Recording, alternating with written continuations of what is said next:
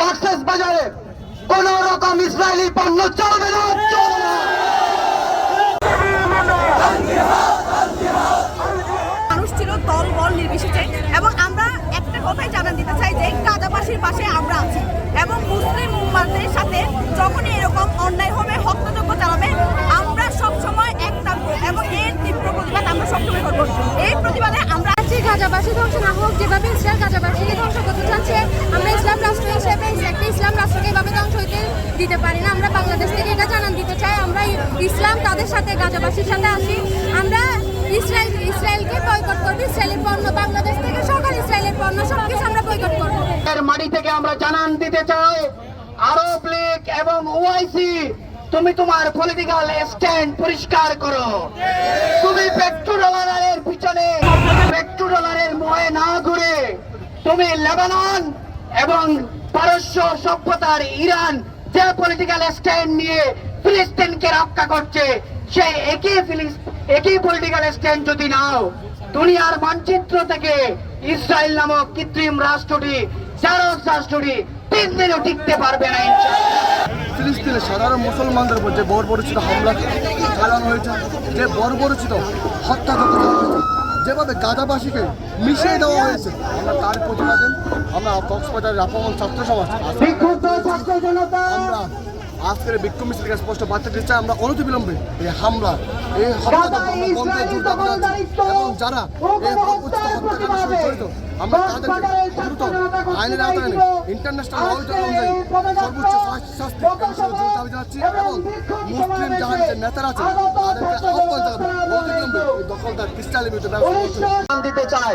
আজকের পর থেকে কক্সেস বাজারে কোন রকম ইসরায়েলি পণ্য চলবে না, চলবে না।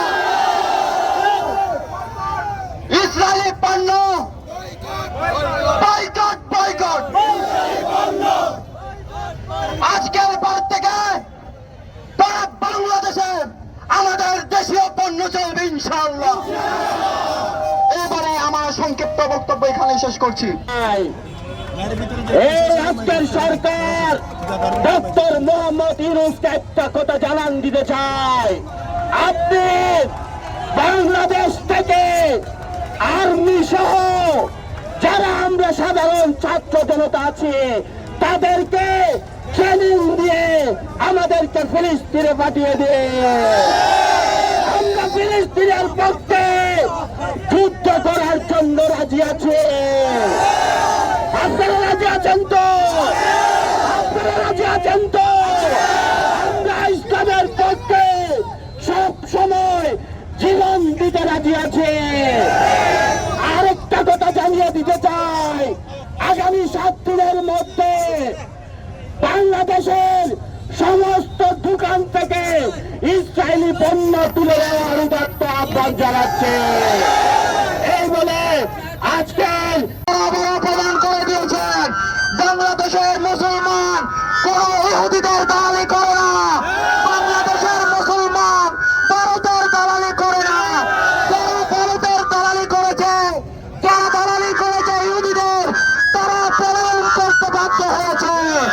আমরা থেকে এসেছি পুরো পৃথিবীতে যারা বড় বড় মুসলিম রাষ্ট্র নাম দিয়ে ইহুদিদের দালালি করে যাচ্ছে, ইসরায়েলের দালালি করে যাচ্ছে, আমি পরিষ্কারভাবে ঘোষণা দিচ্ছি। সবাই মুখে নিন্দা জানাই আমি। আল্লাহর কসম নমরুদ ধ্বংস হয়েছে, ফেরওয়ান ধ্বংস হয়েছে। যারা বড় বড় ছিল এরা তো ছোট, এরা এখন অত বড় ক্ষমতাধর হতে পারে নাই, এত বড় ক্ষমতাধর হতে পারে নাই, এরা ছোট। যেখানে ফেরওয়ান গেছে, ভাই ফেরওয়ান এমন লোক মাটি থেকে বাড়ি দিয়ে উঠছে, মাটি থেকে বাড়ি দিয়ে বড় হয়ে শক্তিশালী হয়ে তারপরে রাজার সময় বসা, সেই পর্যন্ত কোথা দাবি করে সেই পর্যন্ত ঢুকে গেছে। আমার আল্লাহ আছে,